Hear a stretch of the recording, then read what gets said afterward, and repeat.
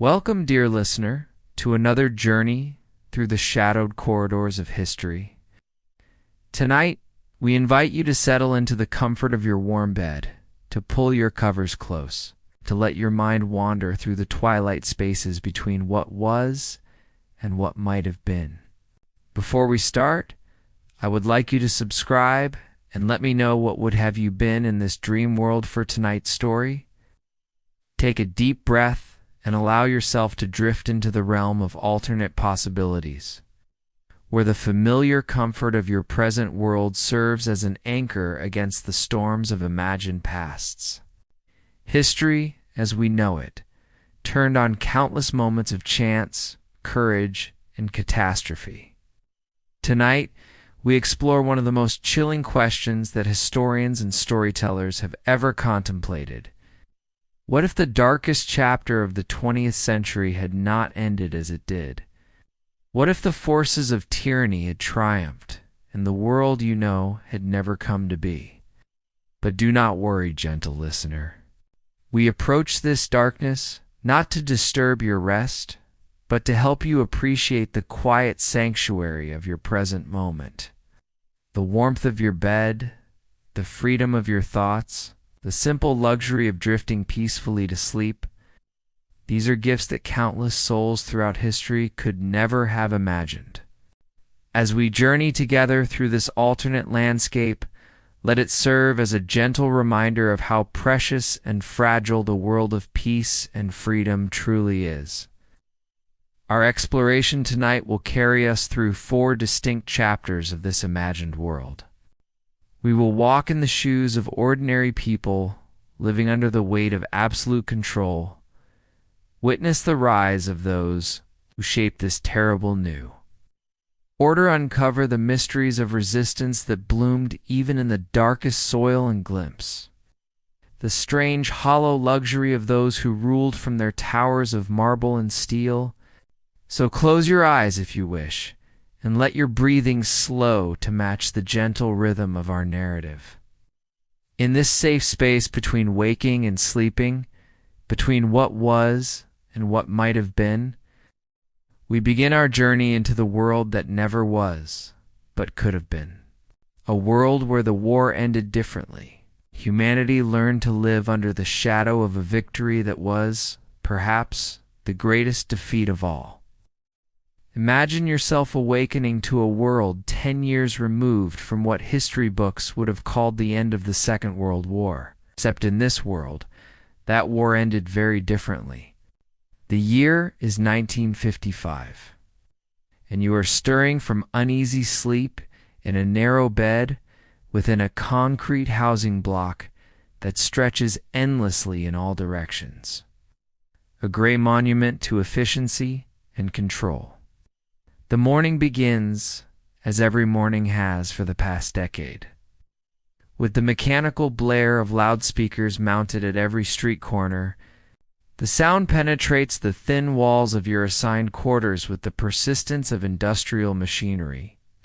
There is no escape from it, no gentle awakening to birdsong or the luxury of choosing when to rise. The state has decided that 4:30 in the morning is the optimal time for productivity to begin. And so your day begins whether your body is ready or not. Your small room you cannot quite call it your own, for ownership is a concept that has become as archaic as many others. Bears the mandatory decorations of this new world order. The portrait of the Führer, now older, his hair gray at the temples, gazes down from the wall opposite your bed. His eyes seem to follow you as you move through your morning routine, a gentle reminder that even in the privacy of your thoughts, you are never truly alone. The walls themselves tell a story of a world rebuilt according to a very particular vision.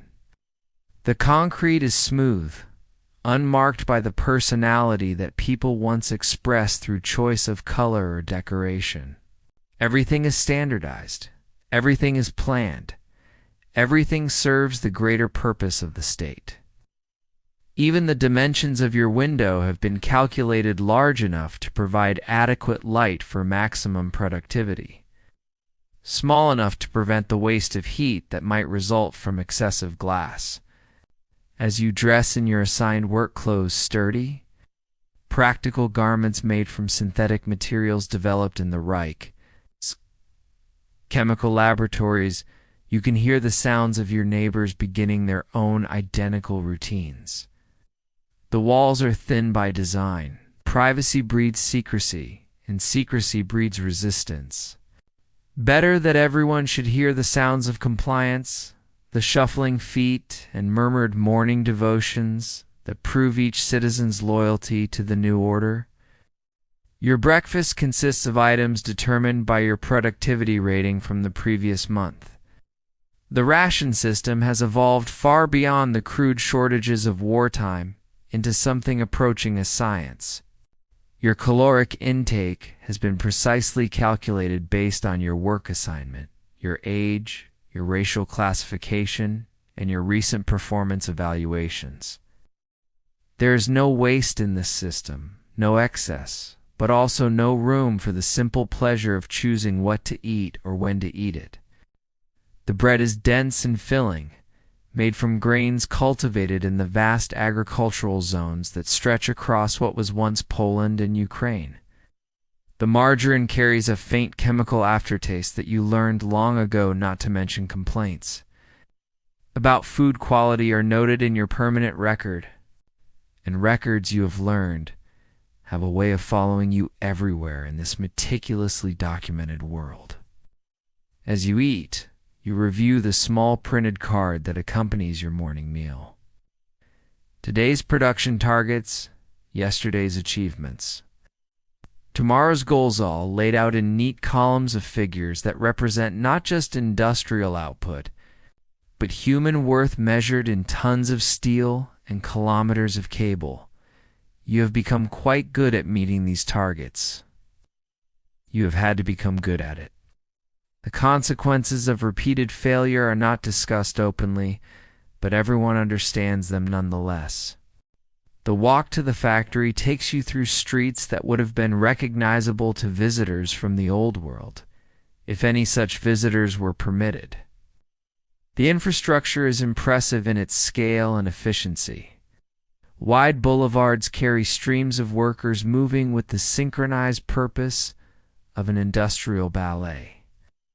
The architecture rises around you in monumental blocks of stone and steel, each building a testament to the permanence of this new order. But if you look closely, and you have learned to look without appearing to look, can see the subtle signs of the system that maintains all this order. The men in long coats who seem to be simply standing on street corners, but whose eyes track every face in the crowd. The small cameras mounted at regular intervals, their lenses glinting in the morning light. The way conversations stop when strangers approach. And the careful distance that people maintain even from their longtime neighbors. The factory itself is a marvel of industrial planning, its smokestacks reaching toward a sky that seems perpetually overcast. The building stretches for city blocks, its windows arranged in perfect geometric patterns that speak of a mind that sees beauty only in mathematical precision. As you approach the workers' entrance, you join the stream of humanity that flows through the gates each morning like water through a carefully engineered channel. Your identification card bears not just your name and photograph, but a complex series of numbers and symbols that encode everything the state needs to know about you. Your work assignment, your racial classification, your political reliability rating, your medical history. Your family connections all reduced to a pattern of holes punched in a small rectangle of cardboard. The guards who check these cards each morning are polite but thorough. They know you by sight after all these years, but the ritual of inspection never varies. Consistency is the foundation of control. The factory floor welcomes you with its familiar symphony of industrial sounds. The rhythmic pounding of the great presses, the whir of conveyor belts, The hiss of pneumatic systems, these sounds have become the soundtrack of your existence. You know each machine's voice, each variation in tone that might signal the need for adjustment or maintenance. This knowledge has become your survival skill, your small area of expertise in a world that values expertise only insofar as it serves the greater machine of production. Your workstation is precisely where you left it the evening before. The tools are arranged according to regulations that specify not their function, but their exact placement when not in use. The work surface is clean, the measuring instruments calibrated, the production logs ready for the day's entries. Everything designed to eliminate any moment of decision-making, any pause for thought that might slow the great engine of industry. The work itself requires skill, though not creativity. You are crafting components for the machines that will craft other components. Part of an industrial ecosystem that feeds upon itself in pursuit of ever greater production. Metal is cold beneath your fingers, precisely cut and formed according to specifications that were determined by engineers whose names you will never know. Each piece must meet tolerances measured in fractions of millimeters. There is no room for approximation, no acceptance of close enough. As the morning progresses, you become aware of the subtle rhythms that govern this world of work. The supervisors who move through the aisles with clipboards, noting production rates and quality measurements. The way conversations occur only during the brief moments, when machine noise covers the sound of voices. The careful attention that everyone pays to the bulletin boards where production achievements are posted and where the names of those who have failed to meet expectations are conspicuously absent. The factory windows are placed high on the walls, too high to offer any view of the world outside except for small rectangles of gray sky. This is by design. Windows at eye level would invite distraction, would remind workers that there's a world beyond the factory floor. Better to create an environment where the work itself becomes the entire universe, where the rhythms of production replace the natural cycles of day and night. Your lunch break is precisely 30 minutes, timed to the second by the factory's central clock system. The meal is provided in the factory canteen. Another calculated balance of nutrition and cost. The soup is thin, but warm. The bread slightly stale, but filling. You eat in near silence, surrounded by hundreds of other workers who have learned that mealtime conversations can be overheard and misinterpreted. Better to focus on the food, to use these precious minutes for the restoration of energy, rather than the dangerous luxury of social connection. The afternoon shift brings its own challenges. Your body begins to tire, but the production quotas remain constant. The supervisors become more attentive as the day progresses, noting any decline in pace or quality. You have learned to manage your energy carefully, to maintain consistent output, even as fatigue settles into your muscles and joints. This has become an art form. This careful modulation of effort to meet but not exceed expectations, for exceeding expectations too, dramatically can be as dangerous as failing to meet them. As evening approaches, you can feel the subtle shift in the factory's atmosphere. The end of the workday brings relief, but also apprehension. Home means rest, but it also means the vulnerability of unstructured time. The hours when the mind might wander into forbidden territory.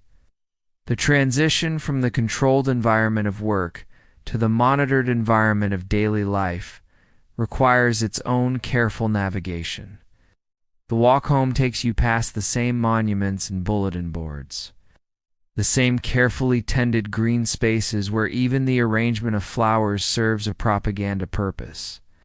The evening light, what little penetrates the industrial haze, casts long shadows between the residential blocks. These shadows have become familiar friends. the only spaces in this ordered world where something approaching privacy might still exist. Your evening meal is waiting in your room, delivered according to a schedule as precise as everything else in this world.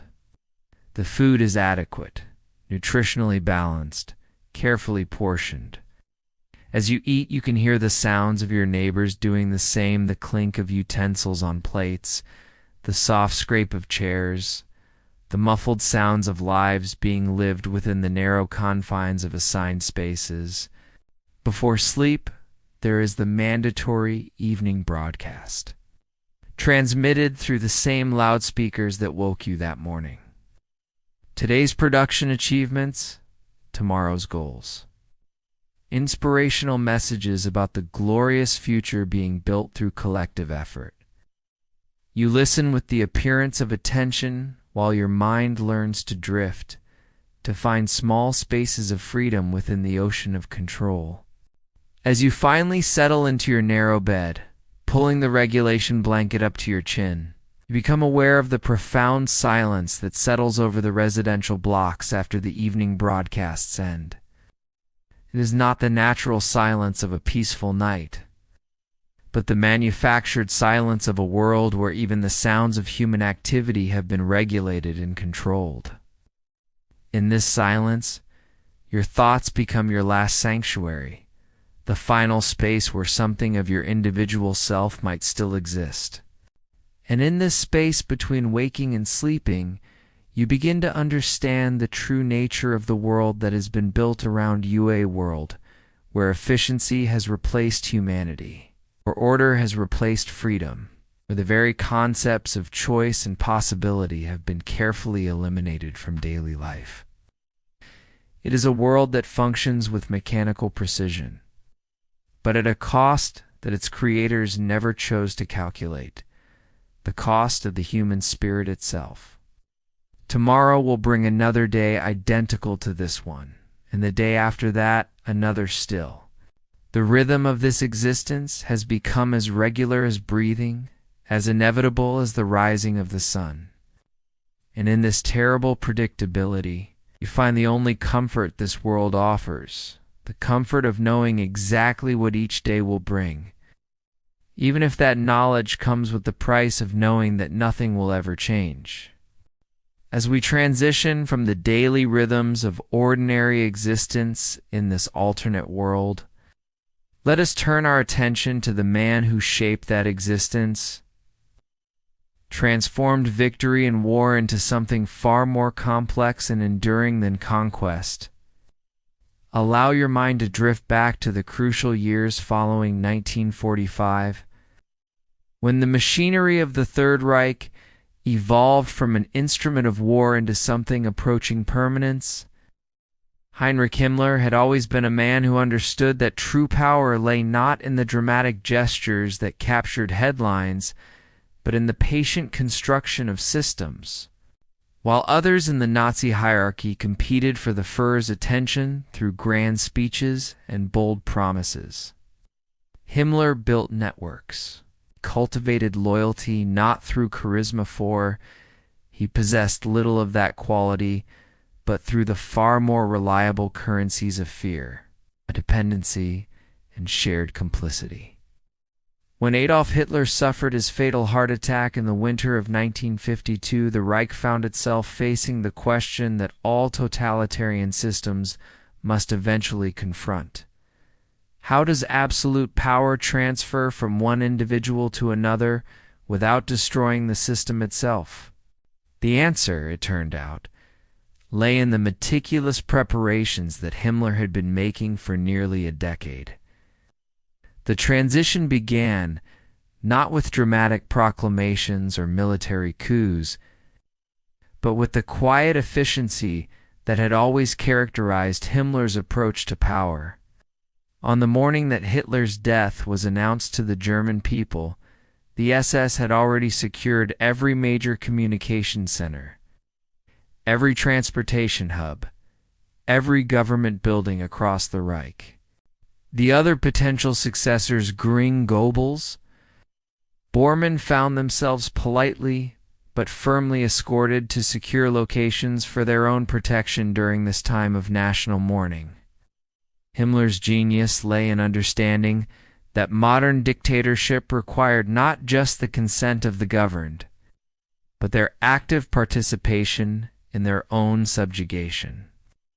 The SS under his leadership had evolved far beyond its origins as Hitler's personal bodyguard into something unprecedented in human history, a parallel state that existed within and alongside the official government, gradually absorbing its functions while maintaining the fiction of normal governance.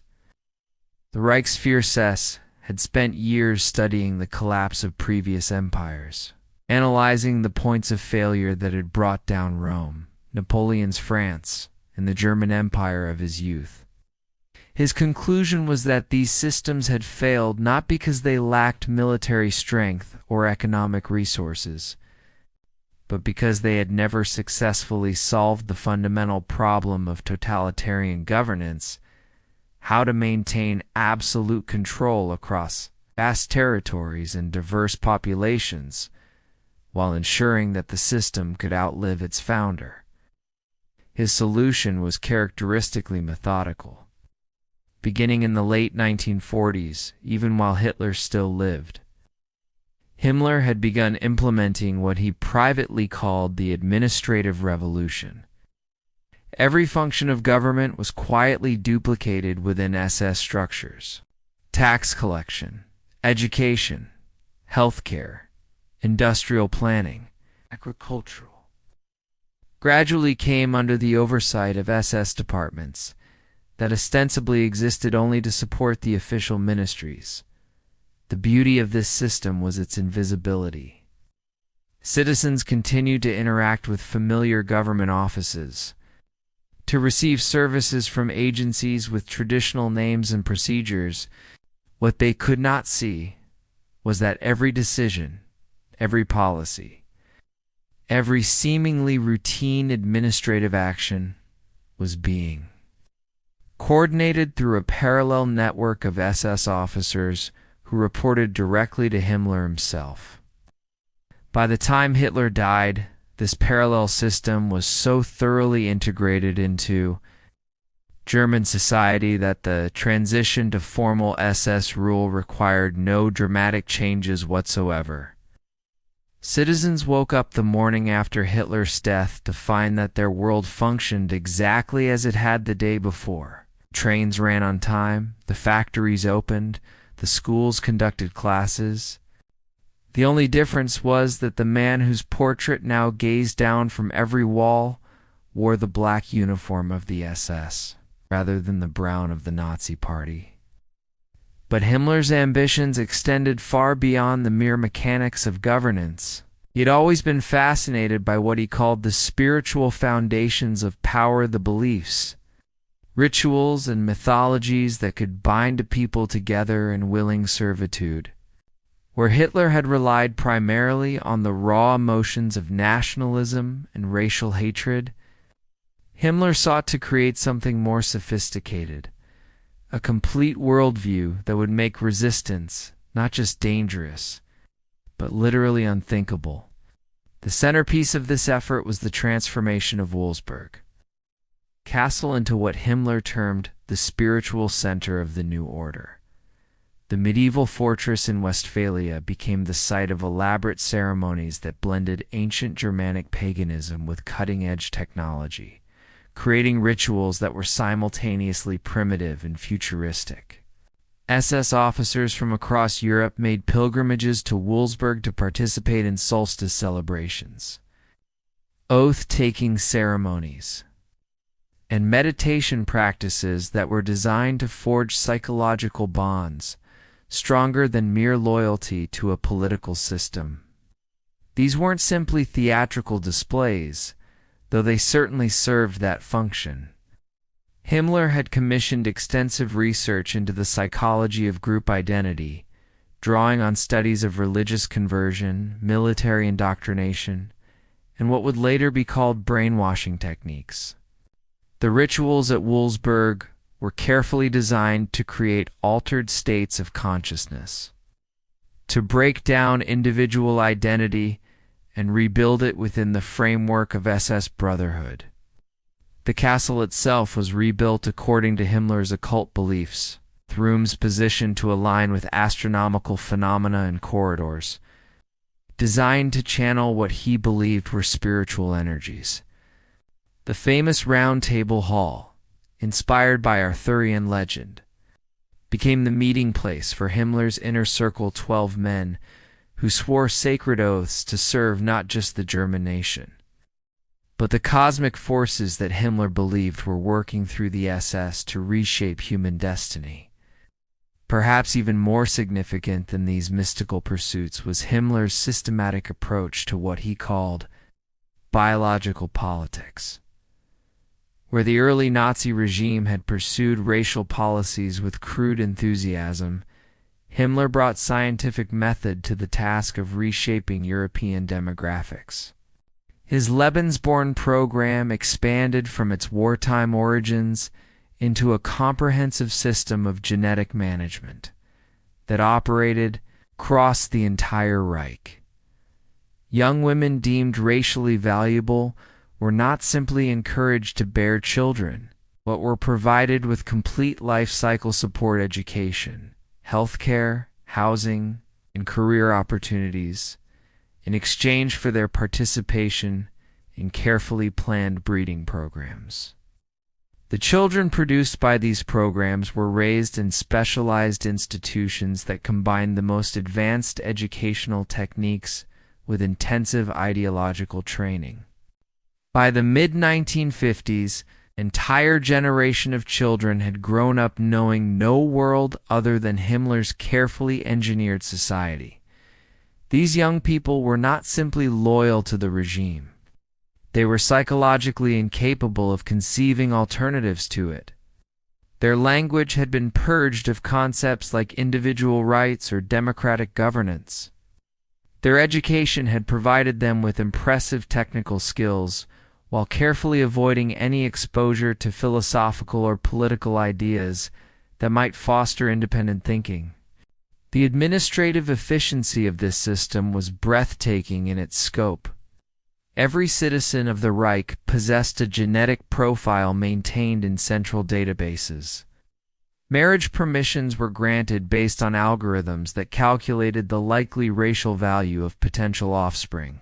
Career assignments took into account not just individual aptitude and preferences, but the genetic traits that were deemed valuable for particular types of work.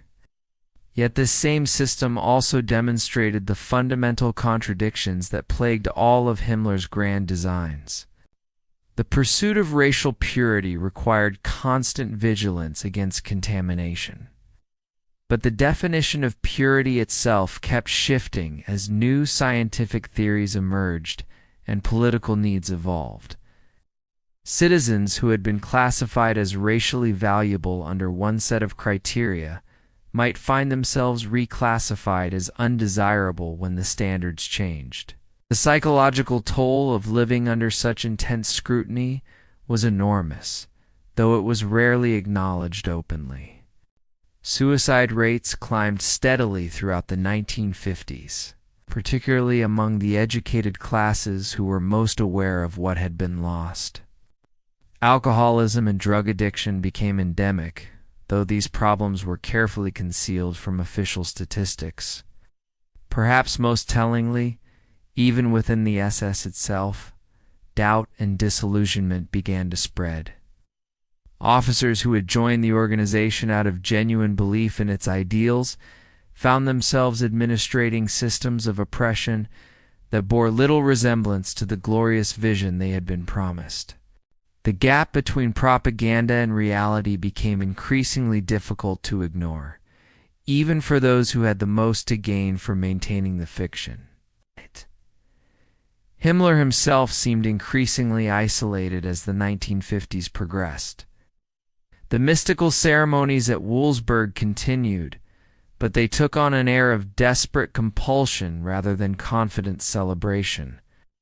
The Reichswehr spent more and more time in private study, poring over ancient texts and esoteric theories.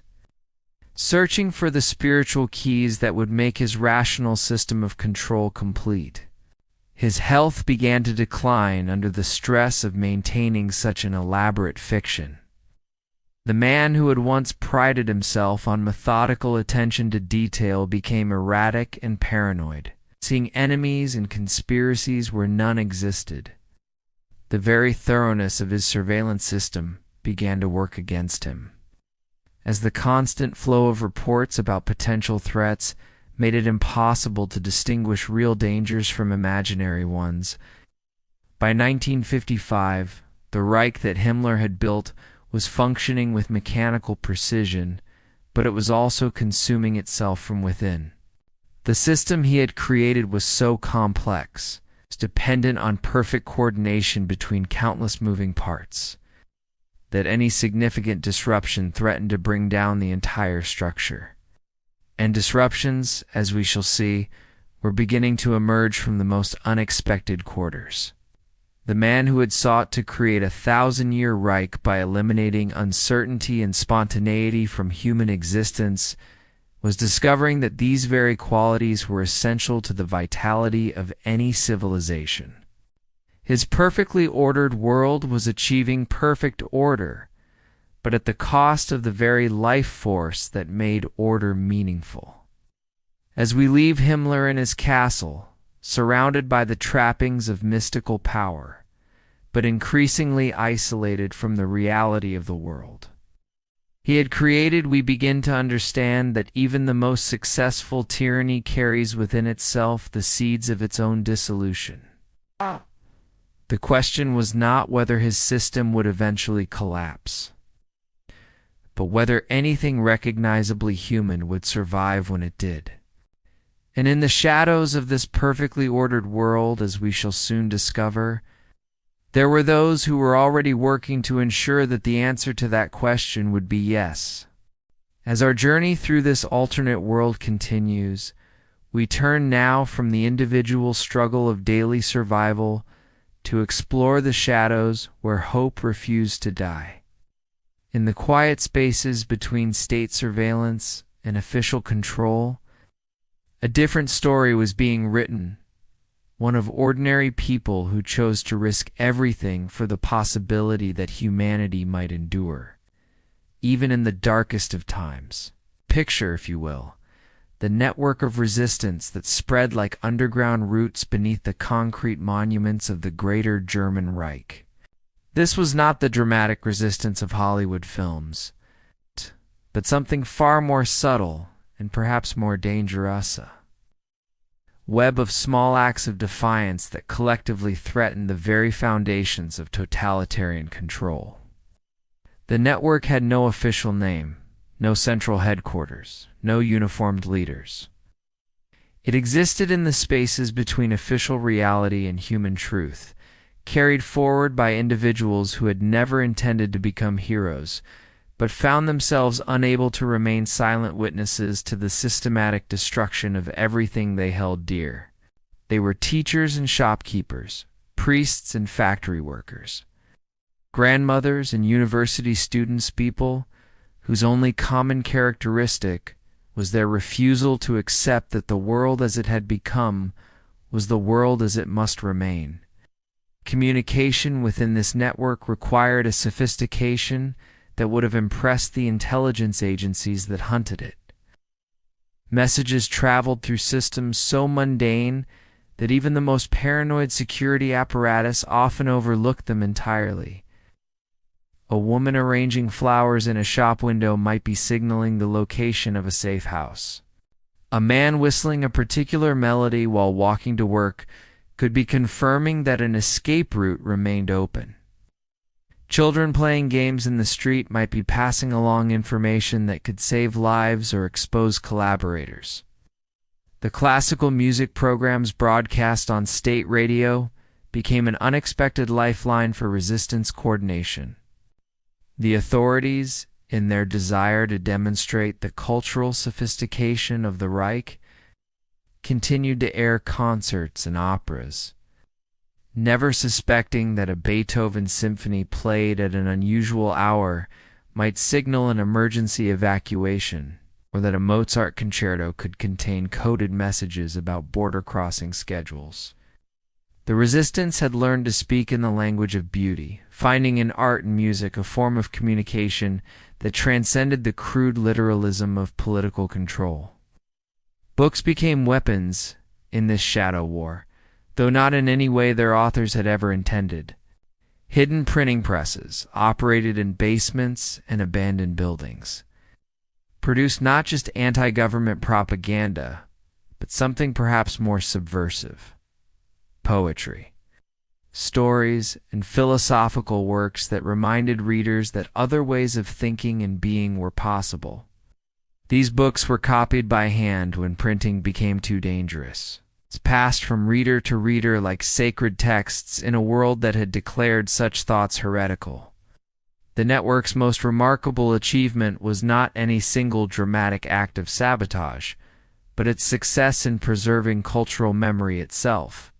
In hidden schools that met in private homes, forests, and abandoned buildings, teachers continued to educate children in languages that had been banned, histories that had been rewritten, and ideas that had been declared extinct. These schools had no official recognition, no standardized curricula, no graduation ceremonies, only the quiet determination to ensure that knowledge itself would survive the attempt to reshape human consciousness. Mathematics became a form of resistance when teachers showed students how to question statistics and propaganda. Literature became rebellion when young people read stories about characters who made their own choices and determined their own destinies. History became revolution when students learned about civilizations that had chosen different paths, that had valued different things, that had organized themselves according to different principles. The physical infrastructure of resistance was as carefully planned as any military operation, but executed with the patience of gardeners tending a crop that might not mature for decades. Safe houses were established in locations that appeared utterly ordinary suburban homes with hidden rooms, rural farms with concealed bunkers, urban apartments with false walls. These spaces were supplied not through dramatic raids or theft, but through the slow accumulation of small surpluses, the careful hoarding of materials that would not be missed from official inventories. Food for hidden refugees came from ration cards belonging to people who had learned to eat less so that others might eat it all. Medicine was diverted from official supplies through the cooperation of doctors and nurses, who took extraordinary risks to treat those who could not seek official medical care. Clothing was gathered from donations so small and ordinary that they attracted no attention. A spare coat here, an extra pair of shoes there, accumulated over months and years of patient preparation. The network's intelligence capabilities rivaled those of official agencies, built not through sophisticated technology, but through the simple power of human observation and memory. Shop clerks noted which customers asked unusual questions. Postal workers remembered which addresses received suspicious correspondence. Factory supervisors tracked which workers seemed unusually interested in production schedules or security procedures. This information flowed through informal channels, creating a parallel intelligence system that operated entirely outside official structures. Perhaps most remarkably, the network had developed methods for moving people across seemingly impossible barriers.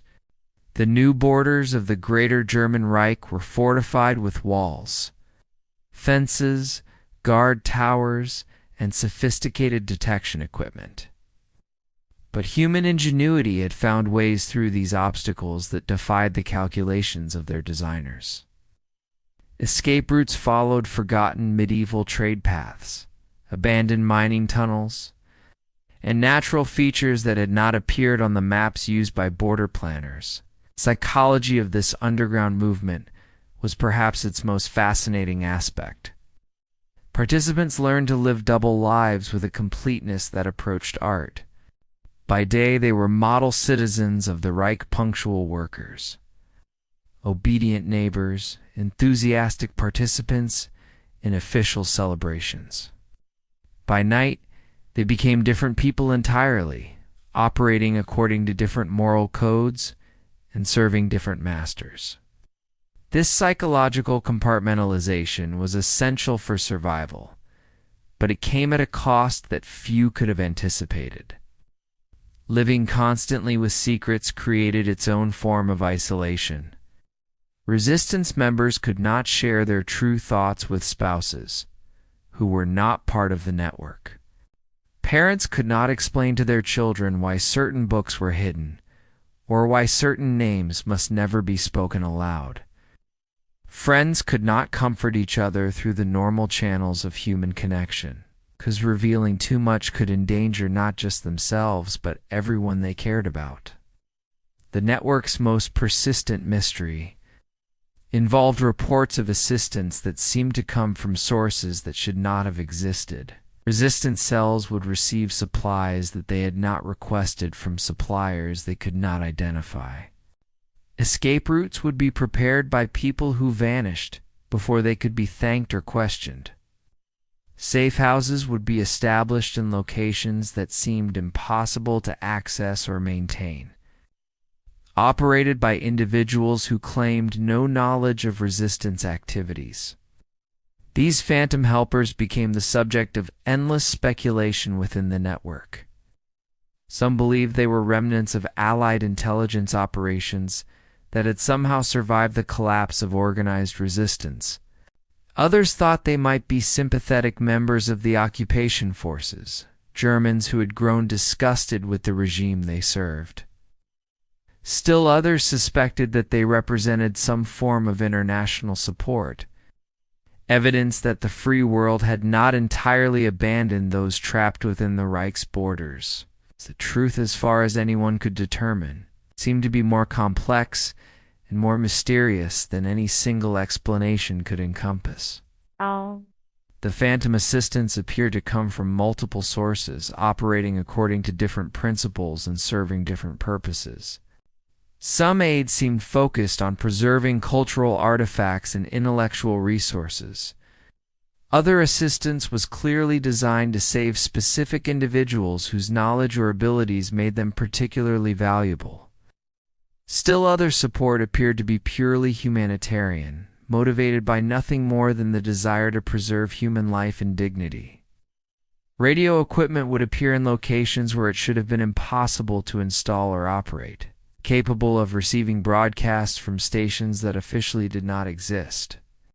These broadcasts carried news from the outside world, information about resistance activities in other regions, and messages of support from people and organizations that the Reich claimed to have eliminated entirely.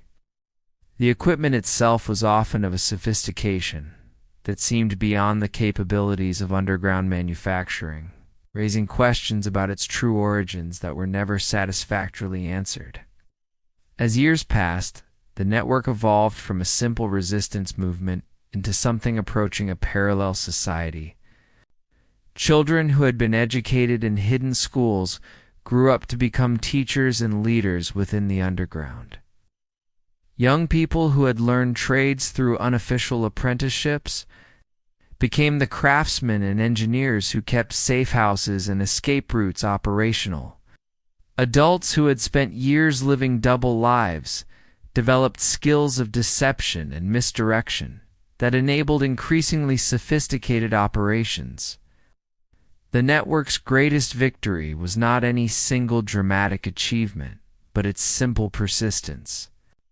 Each day that it continued to exist was a day that totalitarian control remained incomplete, that human dignity survived official attempts to eliminate it, that hope remained alive in a world designed to extinguish hope entirely. In maintaining their humanity under impossible circumstances, the members of this underground movement achieved something that no amount of official propaganda could claim or counterfeit.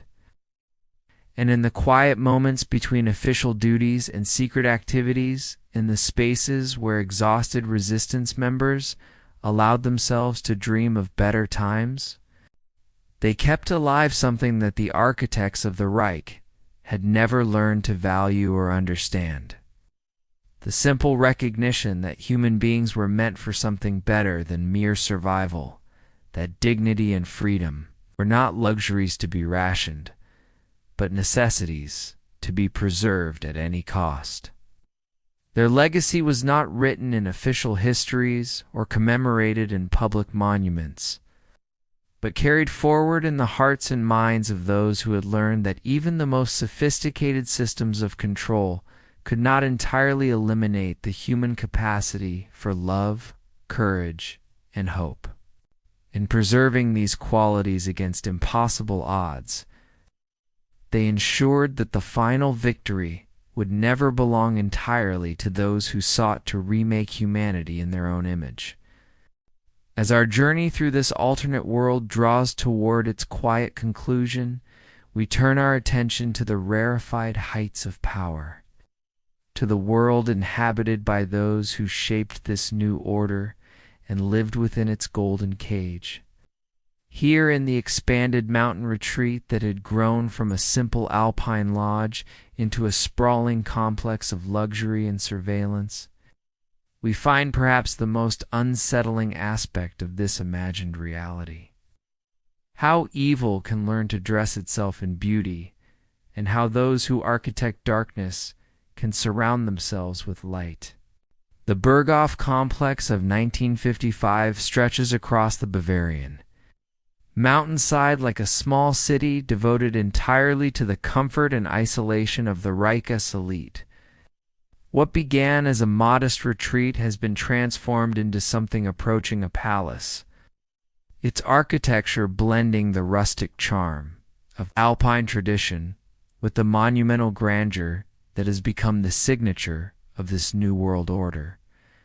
The buildings rise from the mountainside in careful terraces, each level offering spectacular views of the valleys below, while maintaining the fortress-like security that has become essential to those who rule. Imagine yourself awakening not in the concrete confines of a worker's dormitory, but in a suite of rooms that would have been the envy of European royalty. The morning light filters through windows that look out upon peaks dusted with snow, upon forests that stretch endlessly toward horizons unmarked by the industrial smokestacks that dominate the cities below. Here, the air is clean and crisp, perfumed with the scent of pine and mountain flowers rather than the chemical temps of factory districts. Your breakfast arrives on china plates decorated with eagles and other symbols of the state, but the food itself would be recognizable to anyone from the old world of luxury.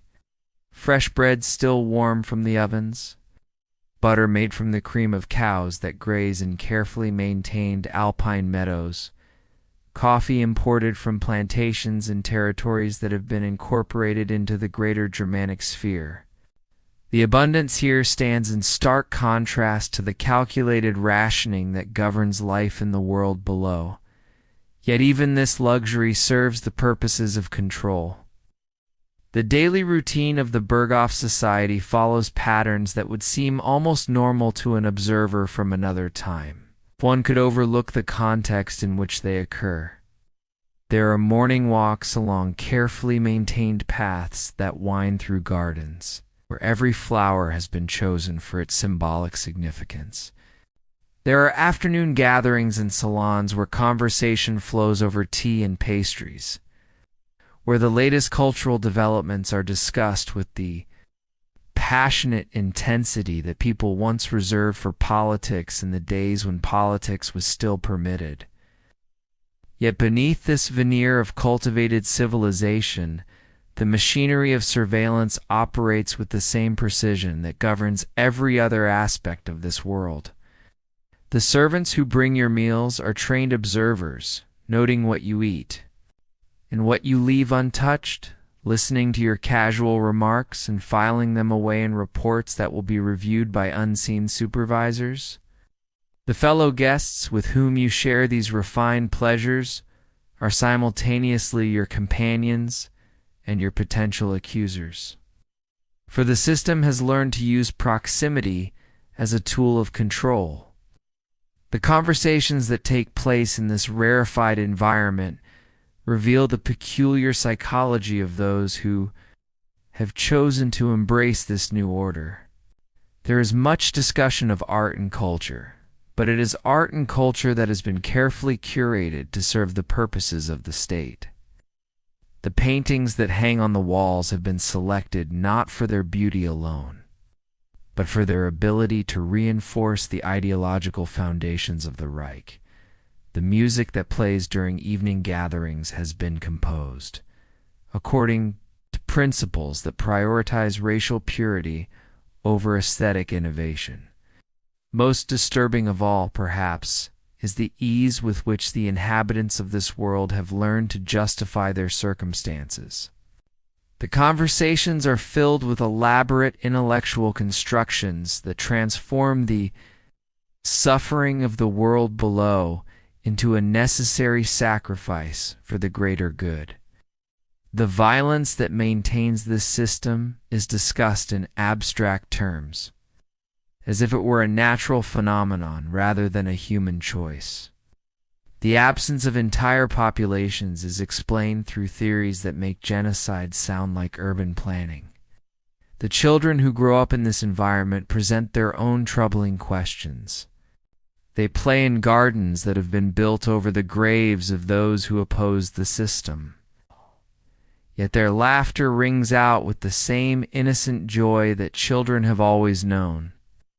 They are educated by tutors who teach them that the world below exists to serve their needs, that the suffering of others is simply the natural order of things.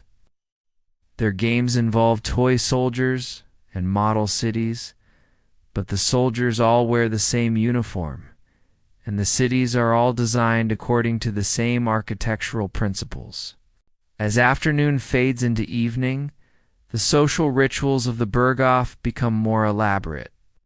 There are formal dinners where the finest foods are served on tables decorated with flowers and candles, where the conversation is carefully modulated to avoid topics that might disturb the cultivated atmosphere of refinement. The guests dress in evening clothes that would not seem out of place in any elegant society, yet the jewelry they wear has been crafted from gold taken from the treasuries of conquered nations, and the silk of their garments has been woven in factories powered by forced labor. The entertainment provided for these evening gatherings reflects the strange cultural landscape of this alternate world. There are musical performances, but the repertoire has been carefully edited to exclude composers whose racial heritage or political opinions have been deemed unacceptable. There are poetry readings, but the verses celebrate themes of racial destiny and national greatness, rather than the individual human experiences that once formed the heart of literature. Even the dancing follows forms that have been modified to reflect the physical ideals of the master race. Yet for all the careful orchestration of this lifestyle, cracks begin to appear in the facade when one knows how to look for them. The conversations sometimes pause in ways that suggest thoughts that cannot be spoken aloud. The laughter occasionally carries a note of hysteria that speaks to the psychological cost of maintaining these elaborate justifications. The servants move through their duties with a mechanical precision that suggests they have learned to avoid any gesture that might be interpreted as insufficiently enthusiastic. The bedtime routines of the Berghof elite involve their own subtle rituals of security. The doors are locked not just against intruders from without, but against the possibility of unmonitored movement within the complex itself. The windows that offer such spectacular views during the day are equipped with sensors that detect any attempt to open them during the hours of darkness. Even in sleep, The inhabitants of this paradise remain prisoners of the system they have helped to create. The library of the Berghof contains thousands of volumes, but they represent a carefully curated selection of human knowledge. The books that remain have been chosen for their alignment with the ideology of the Reich, while those that might offer alternative perspectives have been consigned to the flames along with their authors. The scholars who work in this library spend their days finding new ways to interpret old knowledge in service of the new order, creating elaborate intellectual frameworks that make oppression seem like liberation. The medical facilities within the complex represent perhaps the most chilling aspect of this privileged world. Here, the finest physicians in the Reich conduct research that they describe as advancing human knowledge, but which serves primarily to develop new methods of control and elimination. The experiments that take place in these sterile laboratories are presented as scientific inquiry, but they represent the systematic application of cruelty disguised as intellectual curiosity. As the night deepens and the mountain air grows cold, inhabitants of the Berghof settle into their luxurious beds, surrounded by comfort that has been purchased with the suffering of millions. Their dreams, if they dream at all, must be haunted by the contradictions of their existence, the knowledge that their beauty depends upon ugliness, their comfort upon pain, their elevation upon the degradation of others. And in the morning, they will wake to begin another day of the same elaborate theater, another day of pretending that paradise can be built upon the foundations of hell. The mountains will still be beautiful, the air will still be clean, the food will still be abundant, but beneath it all, the machinery of oppression will continue its work, maintained by those who have learned to live with the consequences of their choices, by refusing to acknowledge what those consequences truly are. In this world of imagined luxury, we find perhaps the most profound lesson of our journey through this alternate reality, that evil is not always recognizable by its appearance, that those who commit the greatest crimes against humanity are often those who surround themselves with the greatest beauty, and that the corruption of the human spirit can occur even in the most privileged circumstances. The golden cage, it seems, is still a cage, and those who build it become its prisoners just as surely as those they seek to control. As we drift toward the end of our journey through this world that never was, let us turn our attention to perhaps the most haunting aspect of this alternate reality, the generation that grew up knowing no other world than the one we have explored tonight. Imagine yourself as a teacher in this realm, or perhaps as a parent, watching as young minds are shaped by a system that has had 20 years to perfect its methods of control.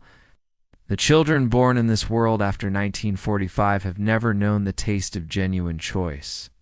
They have grown up in a reality where every aspect of their existence has been planned, organized, and optimized according to principles they learned before they could even question them. Their textbooks tell them that this is the natural order of things, that the world has always been organized this way, that the alternative chaos and efficiency, the dangerous freedom of individual choices, a nightmare from which their leaders have saved them. In the schools of Greater Germania, the day begins with the same precision that governs every other aspect of life. Children aged 6 to 16 file into classrooms arranged according to mathematical principles of optimal learning.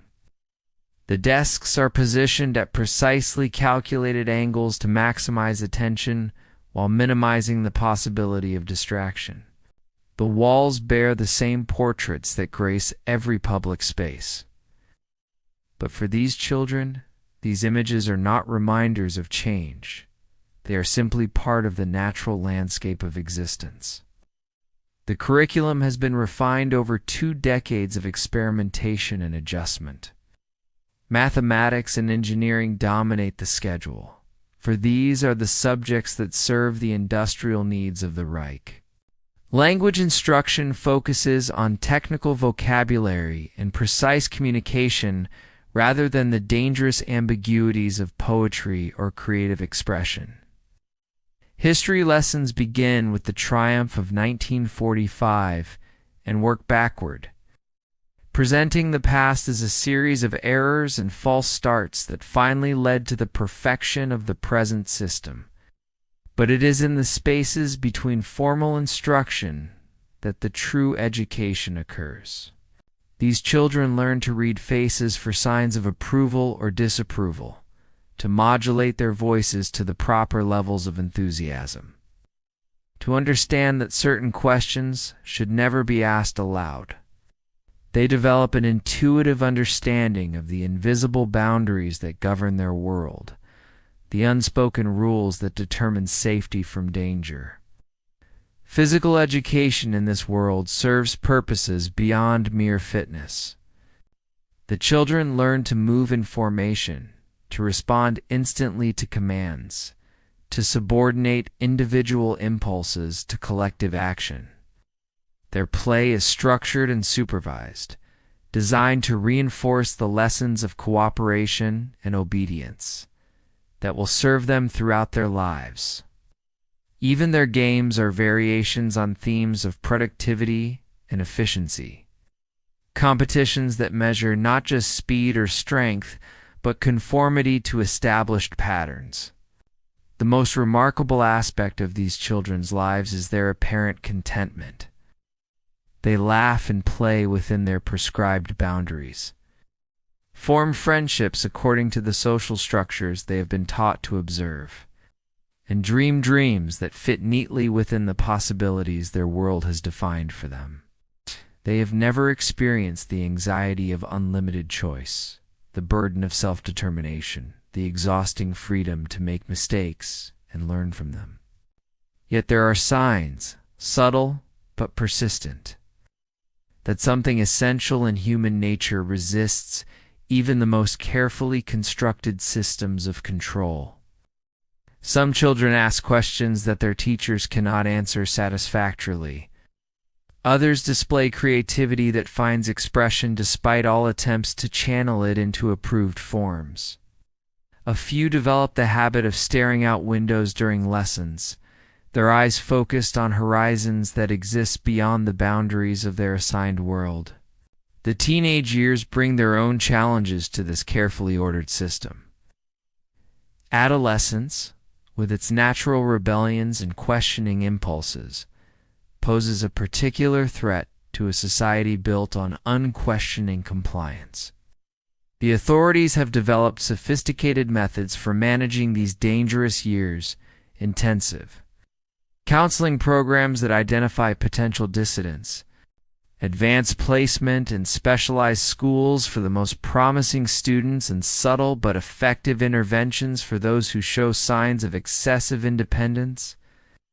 The young people who emerge from this educational system are remarkably well suited to the world they will inherit.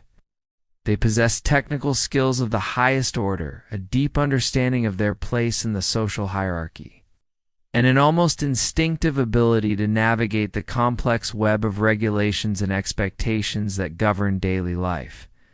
They are, by most measures, ideal citizens of this new order, productive, compliant, and genuinely convinced that they live in the best of all possible worlds. But in the quiet moments before sleep, in the spaces between waking and dreaming, some of these young people find themselves wondering about things they cannot quite name. They dream of colors that don't exist in their regulated world, of sounds that have no place in their ordered environment, of possibilities that their education has never acknowledged. These dreams are dangerous, but they persist, carried forward by something in human nature that no system of control has ever managed to completely suppress. The parents of these children face their own particular struggles. Those who remember the time before must watch their own offspring grow up speaking a language of compliance they themselves learned only with difficulty. They see their children accepting without question restrictions that still chafe against their own memories of freedom. The temptation to share those memories is constant, but the risks of doing so are too great to contemplate. And so they remain silent, these parents who remember another world, watching as their children grow up content in a cage they have never seen from the outside. They comfort themselves with the knowledge that their children are safe, well-fed, and free from the anxieties that characterized their own younger years. But in the darkness before dawn, they sometimes wonder what price has been paid for this safety. What essential human capacity has been traded away for the promise of security and order. As the years pass, the children of this world grow into adults who are perfectly adapted to their environment. They marry partners selected through careful matching processes, pursue careers assigned based on aptitude, and need and raise their own children according to principles that have been refined through generations of social engineering. They are, by every measurable standard, successful human beings living in a successful society.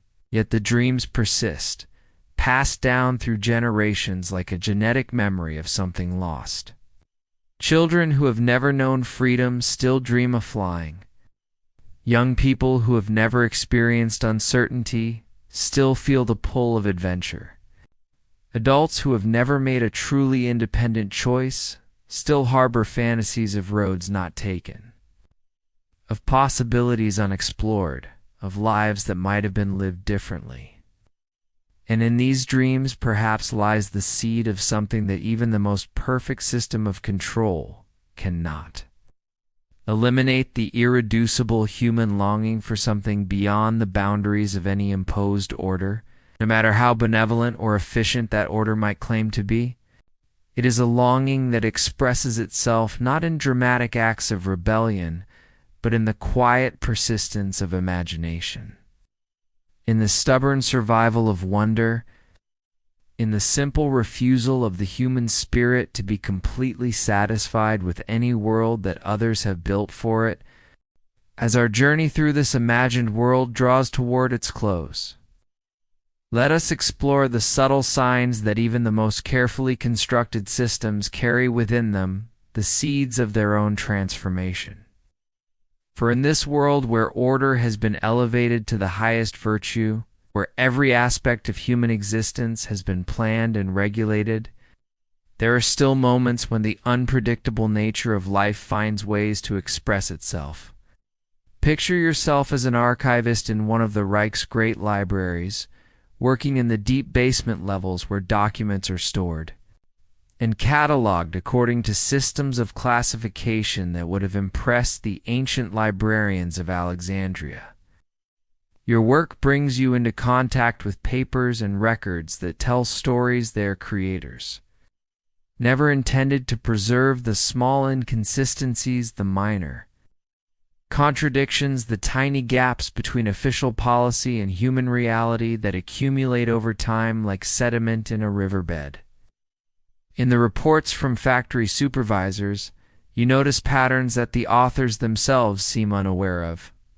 Production figures that meet targets precisely, month after month, year after year, to precisely. Perhaps suggesting that the numbers themselves have become more important than the reality they supposedly represent. Medical reports that document declining birth rates despite improved nutrition and health care, as if something essential in human nature resists the carefully engineered optimization of reproduction. The correspondence between regional administrators reveals another layer of complexity beneath the surface uniformity. Local conditions vary more than central planning acknowledges. The solutions that work in the industrial heartland of the Reich prove inadequate. when applied to the agricultural zones of the East or the mountain regions of the South. Administrators learn to report success while quietly developing unofficial methods for dealing with problems that officially do not exist. Even more intriguing are the cultural reports that cross your desk's documents that track the subtle evolution of language, music, and art within the prescribed boundaries of acceptable expression.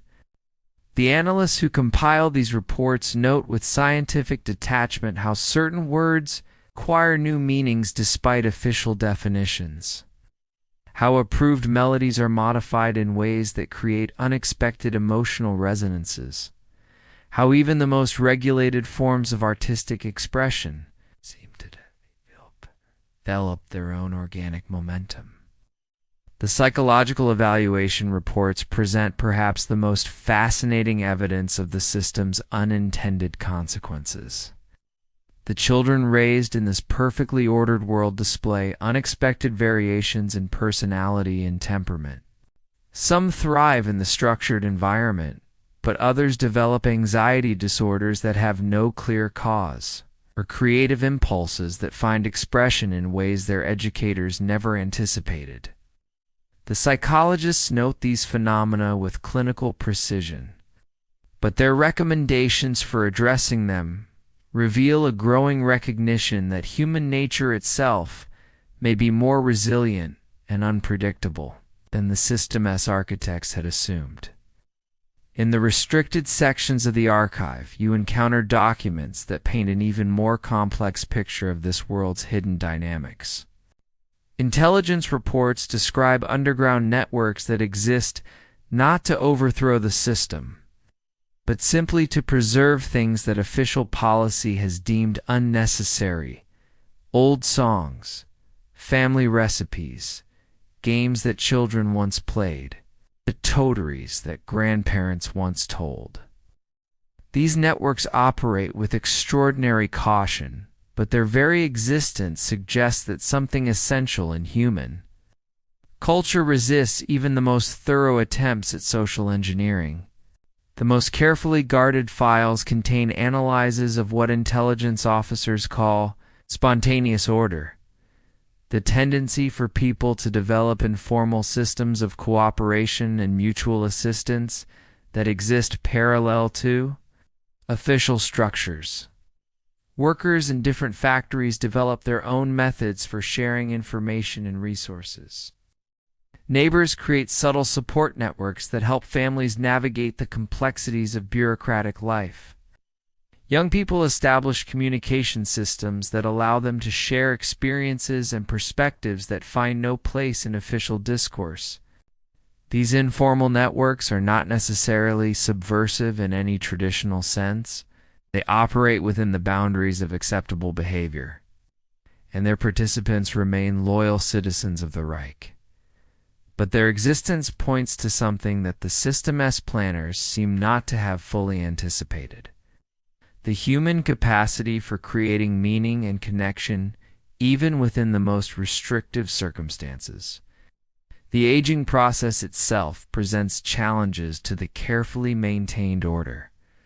The generation that remembers the time before grows older, and with age comes a certain immunity to the pressures that govern younger lives.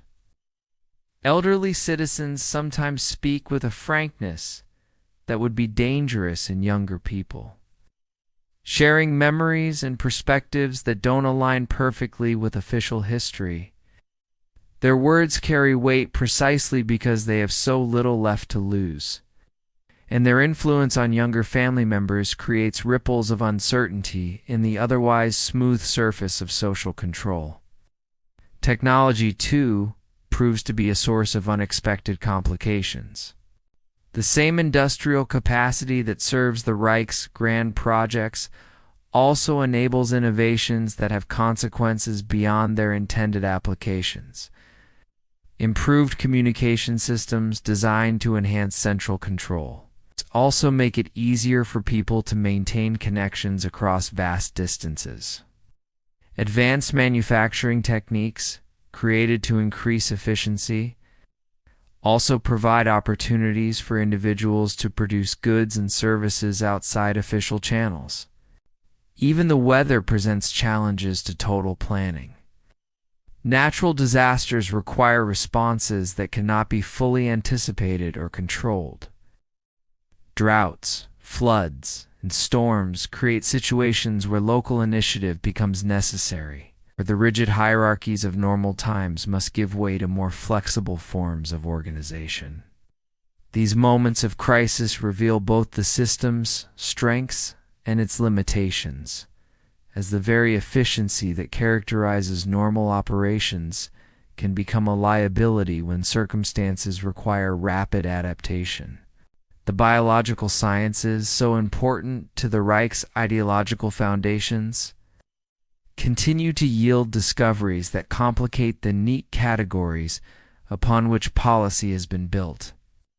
Genetic research reveals complexities that resist simple classification. Medical advances demonstrate that human health and well-being depend on factors that cannot be easily regulated or controlled. Agricultural scientists discover that even the most carefully managed ecosystems develop their own internal dynamics that must be respected rather than simply dominated. Perhaps most significantly, the passage of time itself erodes the psychological foundations upon which the system rests. The dramatic events of the 1940s that justified extraordinary measures recede into history, becoming less immediate and compelling to people who did not experience them directly. The younger generation, raised in prosperity and security, begins to take these conditions for granted and to question whether the restrictions that maintain them are still necessary. Art, despite all attempts at regulation, continues to evolve in unexpected directions. Musicians find new possibilities within approved forms. Writers discover ways to explore themes that official guidelines would seem to prohibit. Visual artists develop techniques that create emotional responses their supervisors cannot quite understand or control. These developments are subtle and gradual, but they suggest that human creativity possesses a kind of persistence that no system of control has ever managed to completely suppress. The very success of the system creates its own challenges. As material conditions improve and social stability increases, people begin to develop new kinds of expectations and aspirations. The basic needs that the system was designed to meet, security, order, prosperity, are increasingly taken for granted. And attention turns to other desires that are more difficult to satisfy through central planning.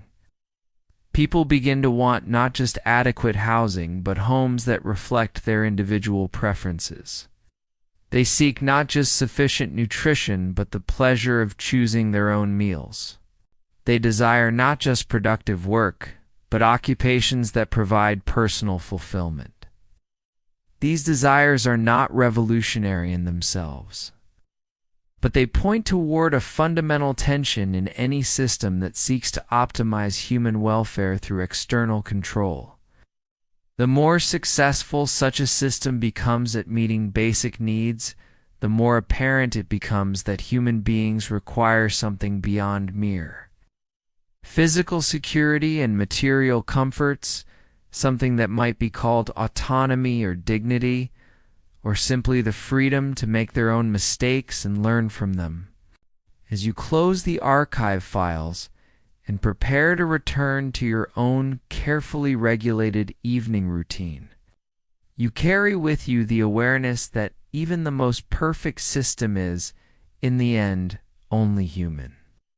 Built by human beings with human limitations, administered by human beings with human weaknesses, and inhabited by human beings whose essential nature no amount of planning can completely predict or control. The cracks in the foundation are small, barely visible to casual observation, but they are there nonetheless. And in a world built on the principle of absolute order, Even the smallest crack represents a kind of victory for the persistence of human nature itself.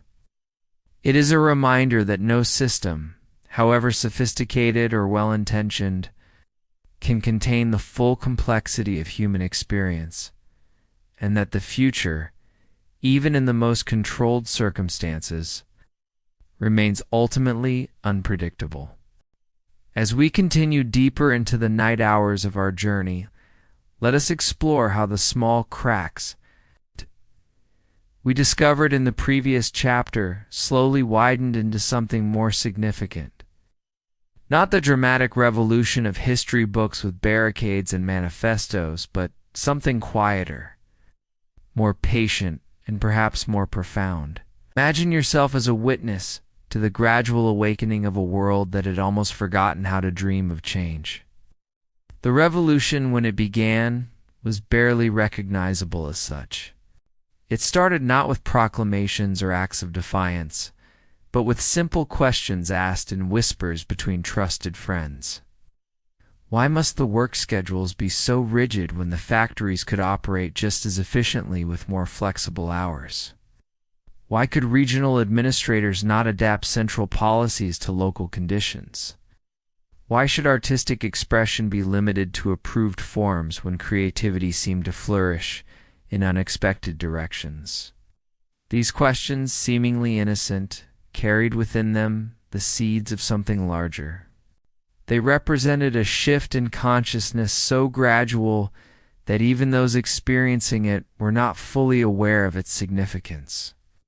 The generation that had grown up entirely under the system, the children we met in our earlier journey, had reached adulthood with minds that had been shaped by order, but not entirely conquered by it.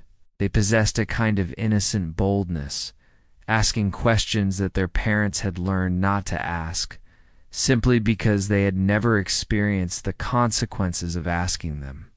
The movement, if it could be called that, found its early expression in the most mundane aspects of daily life. Workers began to experiment with small modifications to their assigned tasks, discovering that efficiency could actually be improved through minor deviations from prescribed methods. Teachers started to notice that students learned more effectively when given slightly more freedom to explore subjects that interested them. Artists working within approved forms began to discover that the boundaries of acceptable expression were less rigid than they had assumed. These discoveries spread through informal networks with the slow, organic growth of groundwater seeping through rock.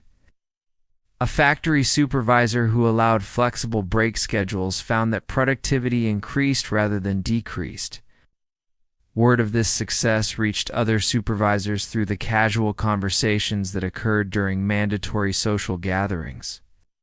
The innovation spread not as rebellion, but as practical improvement, a distinction that proved crucial to its survival and growth. The intellectual foundation for change came from an unexpected source. The Reich's own archives and research institutions. Scholars working within the system began to uncover historical precedents for the very innovations they were hesitantly exploring. Ancient civilizations had experimented with various forms of social organization. Medieval guilds had developed sophisticated systems of self-governance. Even the early years of the Reich itself had involved more local autonomy than current policies allowed. These historical discoveries provided a kind of intellectual cover for reform-minded individuals. They could argue not that they were introducing dangerous new ideas, but that they were returning to proven principles that had somehow been forgotten or abandoned. This approach proved remarkably effective at deflecting official suspicion, while creating space for genuine innovation. The role of technology in this quiet revolution cannot be overstated. The same communication systems that had been designed to enhance central control also enabled new forms of horizontal connection. Engineers working on approved projects began to share insights and innovations across regional boundaries. Scientists collaborated on research that went beyond their officially assigned tasks. Even artists found ways to share techniques and ideas that enriched their work within approved frameworks. More significantly, younger generation had grown up with these technologies and understood their potential in ways that their elders did not. They developed informal networks of communication that operated parallel to official channels, sharing information and perspectives that gradually created a kind of alternative discourse about the possibilities for their society. The changes that emerged from this process were remarkable precisely because they were so undramatic. Work schedules became more flexible without any official policy change. Supervisors simply began to interpret existing regulations more creatively. Educational curricula expanded to include more diverse perspectives, justified as necessary preparation for the complex challenges of modern industrial society. Cultural expression grew richer and more varied, while remaining within the technical boundaries of approved forms. Perhaps most importantly, the relationship between citizens and their government began to evolve from one of passive compliance to something approaching partnership. Local administrators discovered that consulting with residents about policy implementation led to better outcomes than simply imposing solutions from above. Regional officials found that allowing some variation in how central directives were carried out actually improved overall performance across the system. This transformation was not without its tensions and setbacks. Conservative elements within the administration viewed any deviation from established procedures with suspicion. Some attempts at innovation were suppressed, their advocates subjected to increased scrutiny or reassignment. But the changes had developed such deep roots in practical necessity and demonstrated effectiveness that they proved difficult to reverse entirely. The psychological impact of these changes was perhaps even more significant than their practical effects. People who had grown up believing that their role was simply to follow instructions began to discover that they had valuable insights to contribute. Workers who had seen themselves as interchangeable parts in a great machine realized that their individual knowledge and experience had genuine worth. Citizens who had been trained to defer to authority found that their perspectives were sometimes sought out and valued. This shift in consciousness created a kind of positive feedback loop. As people gained confidence in their ability to contribute to problem solving, they became more observant about problems that needed solving. As they became more engaged with the challenges facing their communities, they developed stronger connections with their neighbors and colleagues. As these social bonds strengthened, they created networks of mutual support that made further innovation seem less risky and more feasible. The older generation, those who remembered the time before, watched these developments with a mixture of hope and apprehension. They had lived through the transformation that created the current system, and they understood how quickly social change could accelerate once it began. Some worried that the stability they had learned to value might be threatened. Others felt a cautious optimism that the rigid constraints they had accepted as necessary might be giving way to something more humane and sustainable. The youth who were coming of age during this period experienced it as a natural evolution rather than a dramatic break with the past. For them, the increasing flexibility and responsiveness of their society seemed like the logical result of growing prosperity and sophistication. They had no memory of the fears and traumas that had originally justified the system's rigidity, and they approached social problems with a pragmatic confidence that often surprised their elders. As the revolution continued its quiet progress, it began to affect even the highest levels of the administration. Officials who had built their careers on the principle of central control found themselves presiding over systems that were becoming increasingly decentralized and self-governing. Some resisted these changes, but others recognized that adaptation was necessary for long-term survival and began to develop new models of leadership based on coordination rather than command. The international implications of these internal changes were profound, but not immediately apparent. Other nations that had developed their own responses to the global conflicts of the mid-20th century watched with interest as the Reich evolved in unexpected directions. Some saw opportunities for improved relations and increased cooperation. Others worried about the unpredictability that seemed to accompany change, even positive change. Perhaps the most remarkable aspect of this quiet revolution was how it managed to preserve the benefits of the previous system while addressing its limitations. The prosperity and security that had been achieved through careful planning were maintained, but the human costs of rigid control were gradually reduced.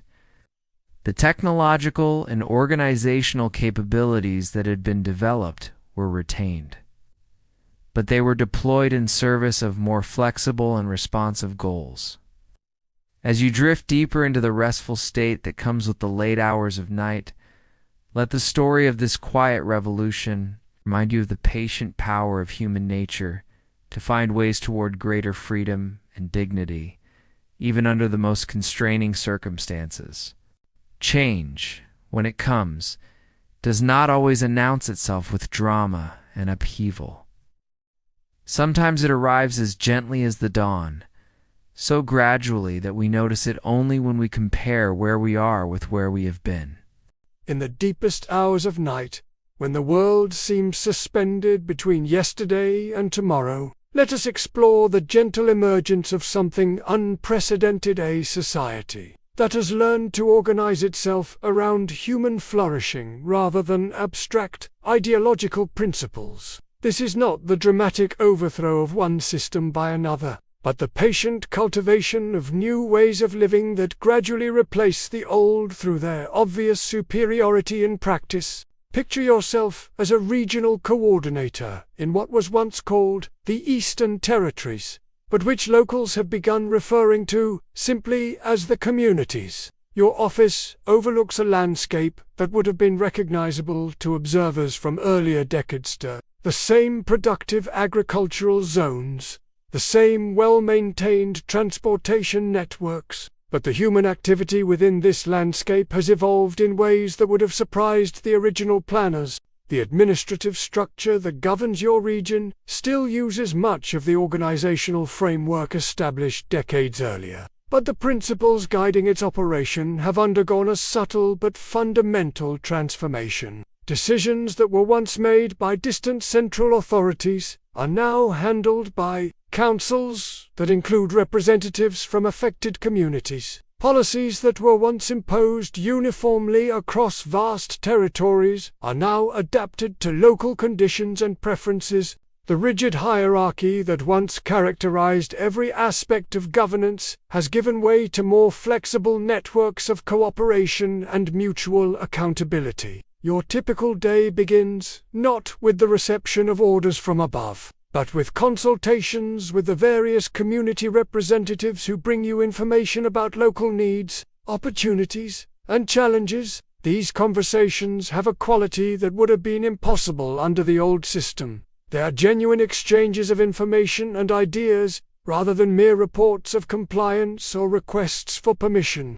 The people you work with have learned to see governance as a collaborative process, rather than a system of command and control. The economic transformation has been perhaps the most remarkable aspect of this quiet revolution. The centrally planned industrial system still exists, but it now operates alongside a growing network of local enterprises that have emerged to meet needs and opportunities central planners never anticipated. Workers who once spent their entire careers in assigned positions now have opportunities to develop new skills, start their own businesses, or collaborate on projects that serve their communities' particular interests. The agricultural zones present an especially striking example of this transformation. The collective farms established by the original regime have evolved into cooperative enterprises where local farmers have significant input into decisions about what to grow, how to manage resources, and how to distribute the benefits of their labor. These cooperatives still meet the broader society's food production needs, but they also support local markets, preserve traditional crops and farming methods, and provide rural communities with economic stability and cultural continuity. Technology continues to serve the goals of efficiency and productivity, but its development and application are now guided by different priorities. Instead of focusing exclusively on large-scale industrial processes, research and development efforts increasingly address the needs of smaller communities and individual families. The result is a flowering of innovations that make daily life more convenient and enjoyable, rather than simply more productive in narrow economic terms. The educational system has perhaps undergone the most visible transformation. Schools still teach the fundamental skills of literacy, numeracy, and technical competence, but the curriculum now emphasizes critical thinking, creative problem-solving. Students learn not just to absorb information, but to evaluate evidence, consider alternatives, and contribute constructively to discussions about their community's future directions. More importantly, education is no longer seen as something that ends in adolescence. Communities have developed extensive systems of adult learning that allow people to acquire new skills, explore different interests, and adapt to changing circumstances throughout their lives. The rigid career assignments of the old system have given way to a more fluid approach, where individuals can pursue multiple interests and make career changes based on their evolving understanding of their own capabilities and preferences. Cultural life has experienced a renaissance that surprises even those who participated in bringing it about. The approved arts of the old regime still exist, but they now compete with a tremendous variety of local traditions, experimental expressions, and cross-cultural exchanges. Music, literature, visual arts, and performance have become vehicles for exploring themes and emotions that the old system's narrow aesthetic guidelines could never accommodate. Perhaps most significantly, this cultural flowering includes the gradual recovery of traditions and practices that had been suppressed, discouraged under the previous regime. Ethnic communities have begun to revive their traditional languages, customs, and forms of artistic expression. Regional variations in architecture, cuisine, and social customs are not only tolerated, but celebrated as valuable contributions to the broader society.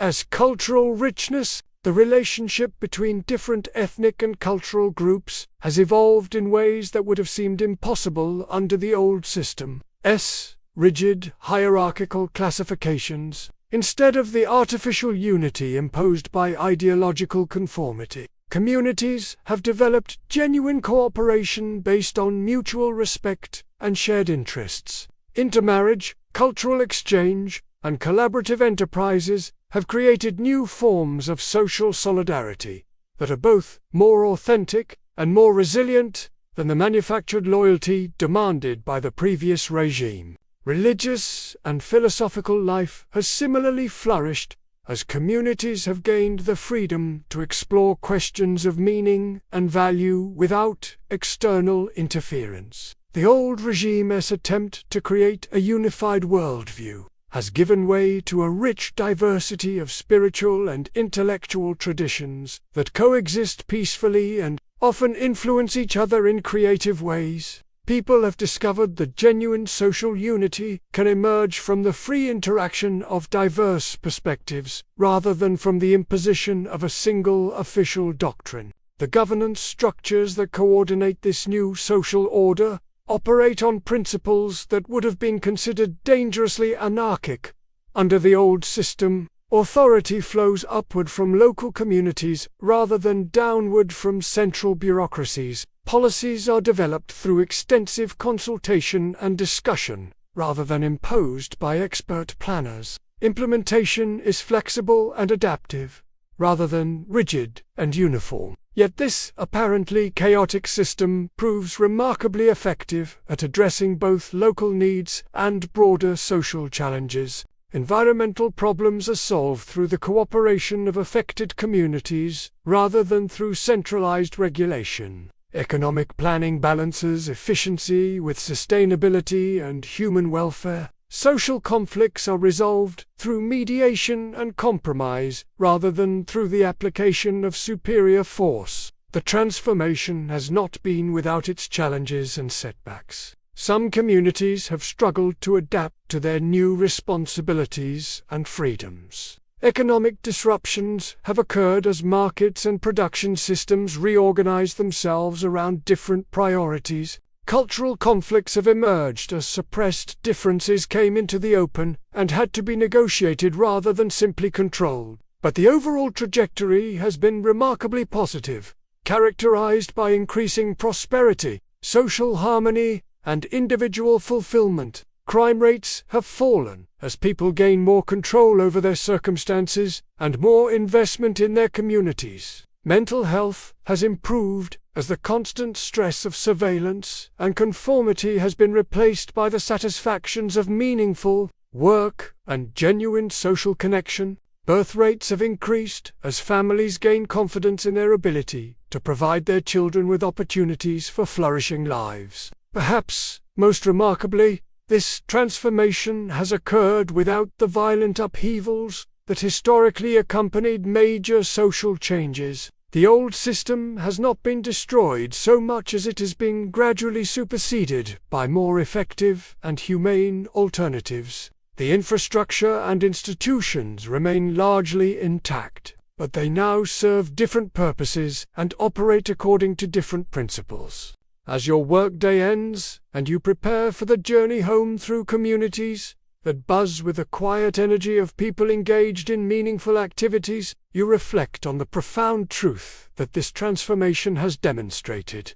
Human beings possess an almost infinite capacity for creating social arrangements that serve their deepest needs and highest aspirations, if only they are given the freedom and responsibility to do so. The new order that has emerged is not perfect, no human institution ever can be, but it is genuinely responsive to human nature and adaptive to changing circumstances. It provides security without rigidity, cooperation without conformity, and progress without the sacrifice of individual dignity. It represents not the end of history, but the beginning of a new chapter in humanity, as ongoing experiment in learning to live together in ways that honor both our individual uniqueness and our fundamental interdependence. As we drift deeper into the peaceful embrace of sleep, let us journey forward through the centuries to witness the slow but inevitable triumph of the human spirit. Imagine yourself as a chronicler in the year 2945, looking back across 1,000 years of darkness to understand how humanity finally found its way back to the light. The transformation did not come as a sudden revolution or dramatic uprising.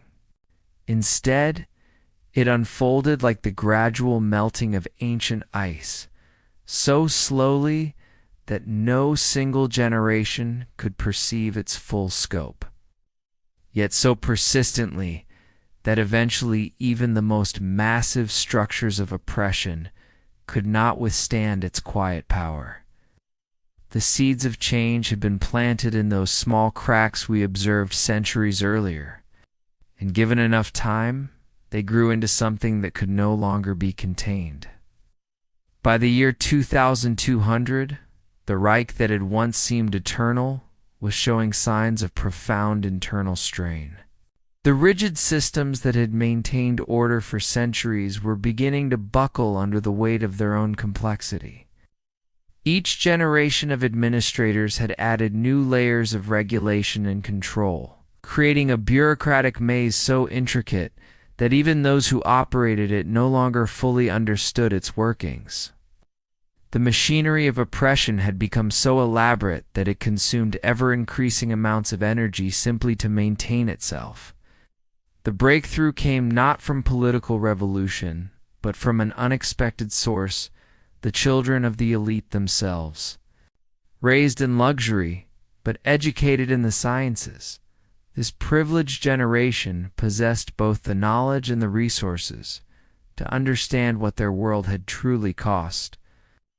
They had access to the restricted archives, the classified research, the hidden histories that revealed the full scope of what had been lost when freedom was traded for security. And unlike their ancestors, they had no personal memory of the chaos and violence that had originally justified the system's creation. These young scientists and scholars began to ask questions that their education had not prepared them to answer.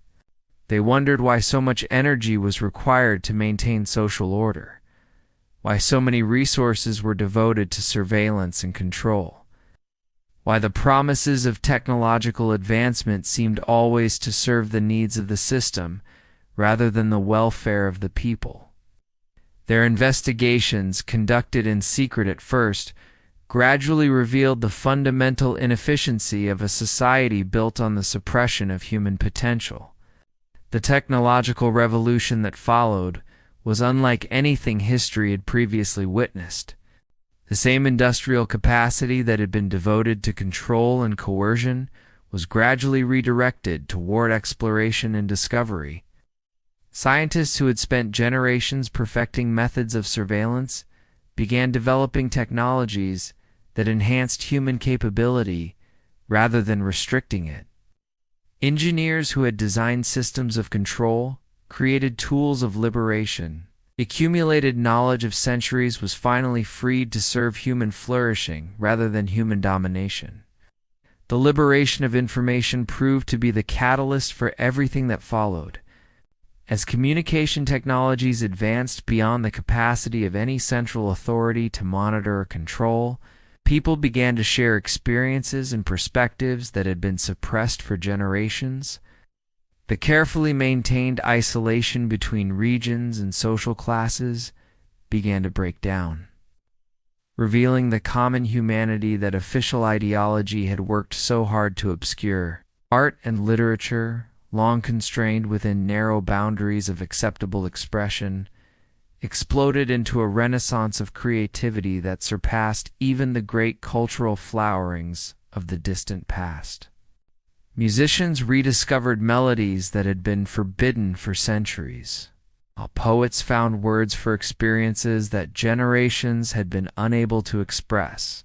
Visual artists created works that celebrated the infinite diversity of human experience, replacing the rigid aesthetic of control with forms of beauty that spoke to the deepest longings of the human heart. The process of psychological healing proved to be the most challenging aspect of humanity's recovery. Centuries of conditioning had created patterns of thought and behavior that could not be easily discarded. Many people initially found freedom more terrifying than comfortable, struggling to make decisions that had been made for them for as long as anyone could remember. Support networks emerged organically to help individuals navigate the transition from a world of certainty to one of possibility, creating communities of mutual aid that gradually replaced the hierarchical structures of the past. The rediscovery of history itself became a monumental undertaking. So much had been lost, destroyed, or deliberately obscured that entire civilizations seemed to have vanished from human memory. Archaeological expeditions, now free to explore without ideological constraints, began uncovering evidence of the rich cultural diversity that had once characterized human society. Languages that had been suppressed for generations were painstakingly reconstructed from fragments and memories. Stories that had been passed down in secret through countless generations finally found their way into the light. The economic transformation proved surprisingly smooth, as the removal of artificial restrictions allowed natural patterns of cooperation and exchange to reassert themselves. Markets that had been rigidly controlled for centuries began to respond to actual human needs and desires rather than the requirements of central planning. Innovation flourished as inventors and entrepreneurs were finally free to pursue solutions to real problems rather than imaginary ones defined by ideology. Perhaps most remarkably, the planet itself began to heal from centuries of exploitation. Environmental technologies that had been suppressed because they threatened established power structures were finally deployed on a global scale. Forests began to regrow in regions that had been stripped bare. Rivers ran clean again. And the air itself became breathable in cities that had been choked with industrial pollution for generations. The education of children presented both opportunities and challenges in this new world. Those who remembered the old ways of thinking struggled to teach concepts of freedom and choice to young minds that had been shaped by different assumptions. But the children themselves proved remarkably adaptable, embracing possibilities that their elders could barely imagine. They learned to think for themselves with a naturalness that suggested such capacity had never been truly eliminated, only temporarily suppressed. International cooperation replaced the rigid hierarchies that had once governed relations between different regions and peoples. The discovery that human diversity was a source of strength rather than weakness led to exchanges of knowledge, culture, and technology that accelerated the pace of positive change. Ancient conflicts that had been artificially maintained to justify oppression simply evaporated. When people were free to meet and communicate without official interference, the spiritual awakening that accompanied these changes was perhaps the most profound aspect of humanity's recovery. People who had been told for generations that meaning and purpose could only be found in service to the state began to discover deeper sources of fulfillment in their relationships with each other and with the natural world. Religious and philosophical traditions that had been driven underground began to flourish again, while new forms of spirituality emerged that spoke to the unique experiences of the post-liberation generations. The development of space exploration provided humanity with new frontiers that channeled the energy and ambition that had once been devoted to domination and control.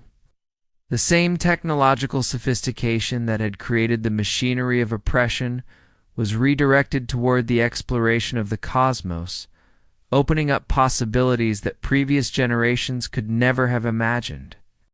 The dream of spreading human consciousness to the stars became a unifying vision that transcended the old divisions and conflicts. Medical advances accelerated dramatically as resources were freed from the maintenance of control systems and directed toward the actual improvement of human health and longevity. Diseases that had persisted for centuries were finally conquered, while new understanding of human psychology helped heal the deep traumas that had been inflicted by generations of oppression. Life expectancy increased not just in quantity but in quality, as people rediscovered what it meant to live fully rather than merely survive. The transformation of cities and towns reflected the broader changes in human consciousness. Architecture evolved from the monumental style that had been designed to intimidate and impress toward forms that celebrated human scale and community. Green spaces replaced concrete monuments, while public buildings were designed to serve human needs rather than project power. The very landscape began to reflect humanity's rediscovered harmony with itself and its environment. As the centuries passed, the memory of the dark times gradually faded from immediate consciousness. Preserved in museums and history books, but no longer defining the boundaries of human possibility. Children born into freedom could barely comprehend the limitations that had once constrained their ancestors, while the elderly who remembered the transition spoke of it with wonder rather than bitterness. The 1,000-year struggle had not been in vain. It had taught humanity lessons about the preciousness of freedom, the dangers of unchecked power, and the resilience of the human spirit that could never have been learned any other way. The society that emerged from this long night was stronger, wiser, and more compassionate than anything that had existed before, precisely because it had been forged in the crucible of such profound adversity. As our long journey through this world of shadows and certainties draws to its final close, let us turn our attention to perhaps the most precious and dangerous occupation in this alternate reality, those who have made it their quiet mission to remember what has been forgotten, to preserve what has been discarded, and to keep alive the flame of knowledge that official history has chosen to extinguish. Imagine yourself as one of these memory keepers, moving through your daily life with the same appearance of compliance as everyone else, but carrying within your mind and heart a secret library of forbidden knowledge. You are a librarian of the invisible, a curator of the erased, a guardian of stories that the world has been told no longer matter. Your official occupation might be that of a clerk in a government office, processing forms and maintaining records with the same mechanical precision that characterizes all work in this ordered world. But in the margins of your regulated existence, you pursue a different kind of work entirely. You collect fragments of the past like an archaeologist collecting pottery shards, knowing that each small piece contributes to a larger picture that must never be allowed to disappear completely. The work begins in the smallest ways. A photograph tucked between the pages of an approved book, showing faces that smile with a freedom that no longer exists. A recipe written in your grandmother's handwriting, describing flavors that have been eliminated from the scientifically optimized diet of the New World. A fragment of a song hummed under your breath, carrying a melody that expresses emotions the current system has no words to describe. You have learned to read between the lines of official documents to recognize the stories that are not being told. When production reports mention the relocation of certain populations, you understand that this bland, bureaucratic language conceals human tragedies of immense proportions. When cultural surveys note the optimization of artistic expression, you know that entire traditions of music, literature, and visual art have been deemed surplus to requirements and quietly eliminated. The most dangerous part of your work involves maintaining contact with others who share your mission.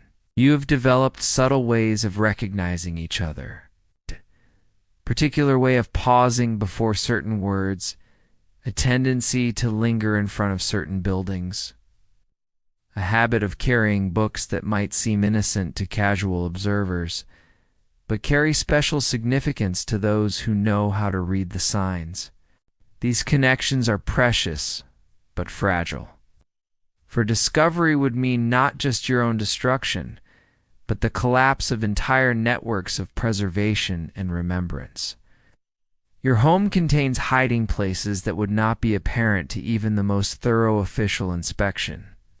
Behind the regulation furniture and approved decorations, you have created spaces where the forbidden past can survive. A loose floorboard conceals documents that tell the true story of events that official history has rewritten. A false bottom in a drawer holds photographs that show the world as it once was, when faces carried expressions that spoke of internal freedom and genuine choice. The most precious items in your collection are the handwritten accounts of those who lived through the transformation. The diaries and letters and personal testimonies that describe what it was like to watch the world change, to see freedoms disappear one by one, to witness the gradual replacement of spontaneous human culture with carefully engineered social systems. These documents are dangerous beyond measure, for they prove that the current order is not eternal, that things were once different, and that they might be different again. Your work extends beyond mere preservation to active cultivation. You find ways to pass knowledge to younger people who have grown up knowing only the current system. A comment about the changing of seasons that includes information about traditional festivals that were once celebrated. A discussion of mathematics that mentions the philosophical questions that numbers once inspired. A conversation about work that hints at the satisfaction that people once found in choosing their own occupations. These conversations require extraordinary care. The young people you speak with have been trained from birth to recognize and report suspicious ideas. But human curiosity, you have discovered, is remarkably persistent. Even in a world designed to eliminate questions, young minds still wonder about things they cannot quite name. Your role is to provide just enough information to kindle that curiosity, without providing so much that you trigger the defensive mechanisms their education has instilled. The most rewarding aspect of your work comes in those rare moments when you encounter someone whose inner life has remained intact despite all the pressures of social conformity. These individuals are like wells of clear water in a landscape of carefully managed irrigation systems. They have somehow preserved within themselves the capacity for independent thought, for genuine emotion, for the kind of questioning that the system has worked so hard to eliminate. With these special individuals, you can share more than fragments and hints. You can speak directly about the world that was lost, about the possibilities that were foreclosed, about the choices that were taken away. These conversations are profoundly dangerous, but they are also profoundly necessary, for they prove that something essential in human nature has survived all attempts to engineer it out of existence. You have also learned to read the signs in the official culture itself, to recognize the ways in which suppressed knowledge continues to influence even the most regulated forms of expression. The architects who design the monumental buildings of the Reich unconsciously incorporate elements from the forbidden architectural traditions of the past. The composers who write approved music find themselves creating harmonies that echo the emotional complexity of band works. The writers who produce official literature inadvertently include images and metaphors that carry meanings beyond their intended propaganda purposes. These unconscious expressions of suppressed culture give you hope that the preservation work you and your fellow memory keepers are doing is not just an exercise in nostalgia, but a genuine preparation for a future when the current system might prove less permanent than its architects believe.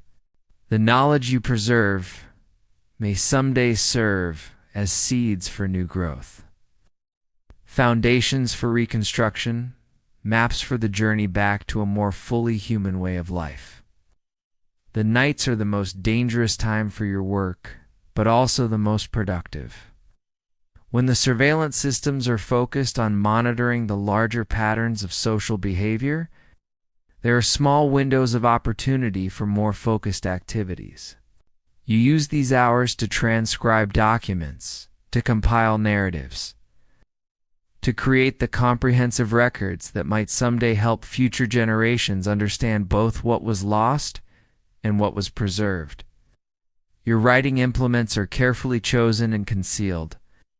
special inks that fade quickly if exposed to certain chemicals, so that if your hiding places are discovered, the evidence will destroy itself. Paper that looks identical to approved materials, but carries microscopic markings that identify it to other memory keepers. Writing techniques that allow you to embed one message within another, so that a seemingly innocent letter about family matters actually contains detailed historical information. The psychological toll of this work is considerable. You live always with the awareness that discovery would mean not just your own punishment, but the destruction of irreplaceable knowledge and the betrayal of all. Those who have trusted you with their memories and stories. The isolation is profound, for you can never fully share your true thoughts and feelings with anyone who is not also part of the preservation network. But there are compensations that make the risks worthwhile. In your private moments, when you read the hidden documents or examine the secret photographs, you experience a kind of time travel that connects you directly to the world that was lost. You hear the voices of people who lived when choice was still possible, who experienced the full range of human emotion and possibility. Their words across the decades remind you that you are not alone. The struggle to preserve human dignity and freedom has always required courage and sacrifice. As you drift towards sleep tonight, carrying with you the weight and privilege of these preserved memories. Remember that in your own life you are also a memory keeper. Every story you tell, every tradition you maintain, every moment of genuine human connection you create becomes part of the legacy you will leave to future generations. The freedom you have to think your own thoughts, to choose your own path, to preserve, and share the knowledge that matters to youth, these are not just personal privileges, but sacred trusts. In the quiet darkness of approaching sleep, let yourself feel gratitude for the memory keepers of our own world. The historians and librarians, the storytellers and teachers, the ordinary people, who make the effort to remember and share the experiences that connect us to our common humanity. They remind us that memory itself is a form of resistance against the forces that would reduce human experience to easily managed categories and statistics.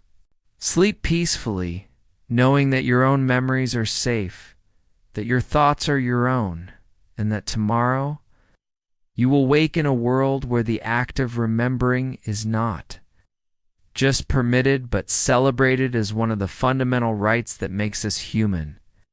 And in your dreams, perhaps, you will hear the voices of all those who have struggled throughout history to keep alive the flame of human knowledge and dignity whispering across the centuries, their quiet promise that no darkness is permanent and no tyranny, however complete it may seem, can extinguish the light of human memory and hope.